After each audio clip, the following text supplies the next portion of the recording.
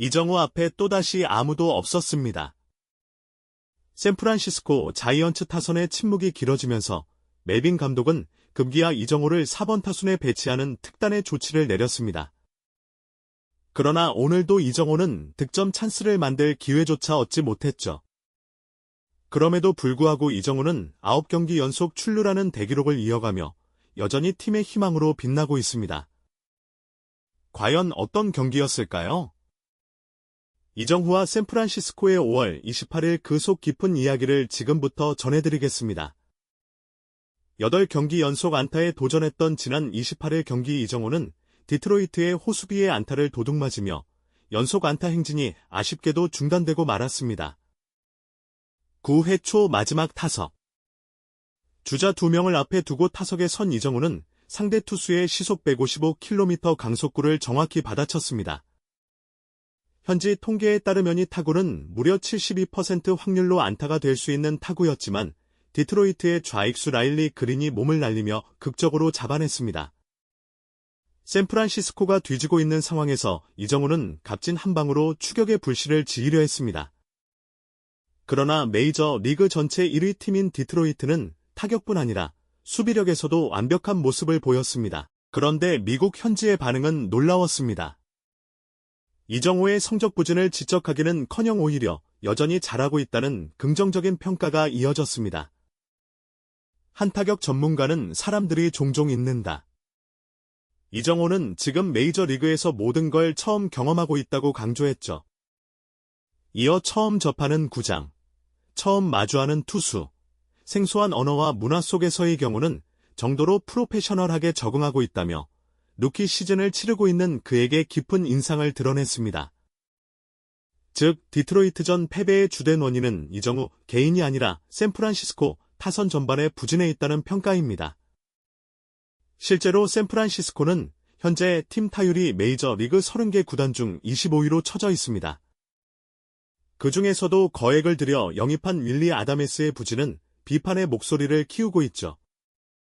이런 가운데 이정후, 야스트렘스키, 플로레스 등은 기대 이상의 활약을 펼치며 팀 성적을 떠받치고 있다는 분석도 나왔습니다. 멜비닷컴은 아다메스가 기대에 못 미치고 있지만 이정후 등 핵심 선수들의 활약으로 샌프란시스코는 선방하고 있다고 전했습니다. 이런 상황 속에서 멜빈 감독은 디트로이트와의 3차전에 이정후를 다시 4번 타순에 배치합니다. 가장 높은 타율을 기록 중인 이정후가 타점을 올릴 수 있도록 앞선 타자들이 출루해주길 바라는 구성입니다. 감독은 연패 후자들이 정신 차려야 한다며 이틀 연속작을 했고 타자들도 반응한 듯 오늘은 훨씬 집중력 있는 타격을 보여줬습니다. 잉글리시 수밖에 없는 구조였죠. 1회 초 플로레스가 1루에 있던 상황. 이정후는 예상치 못한 체인 지업의 타이밍이 어긋났고 아쉽게도 플라이 아웃으로 물러났습니다. 하지만 95마일짜리 직구 후 17마일 느린 체인 지업에 끝까지 반응하며 공을 맞히려 했던 장면은 현지 중계진에게도 깊은 인상을 남겼습니다. 이정후는 대부분의 타자들이 헛스윙하거나 삼진당했을 공에도 반응했다며 놀라운 집중력과 배트 컨트롤을 높이 평가했죠. 3회 초 두 번째 타석. 나모스가 선두타자 안타로 나가며 기회가 찾아왔지만 플로레스가 병살타로 흐름을 끊어버립니다. 결국 주자 없는 상황에서 이정후는 디트로이트의 극단적인 수비 시프트에 직면해야 했습니다. 볼을 골라내며 6구까지 끌고 갔지만 가까이 다가온 내야진에 가로막히고 말았죠. 수비 전문가는 이정후의 탁구는 충분히 내야 안타가 될 수 있었지만 수비수들이 앞으로 미리 나와 있었다며 디트로이트의 전략적 수비를 높이 평가했습니다. 세 번째 타석도 마찬가지였습니다. 나모스의 홈런으로 분위기가 올라오나 싶었지만 플로레스가 또다시 아웃. 이정후는 78km, 155km, 155km, 155km 정확한 위치에 서서 공을 잡아냅니다. 디트로이트는 이정후의 타구 방향까지 철저히 분석하며 수비 위치를 조정해 온 것으로 보입니다. 7안타로 나가지만 플로레스가 또 병살타. 결국 이정후는 주저없이 타석에 들어섭니다.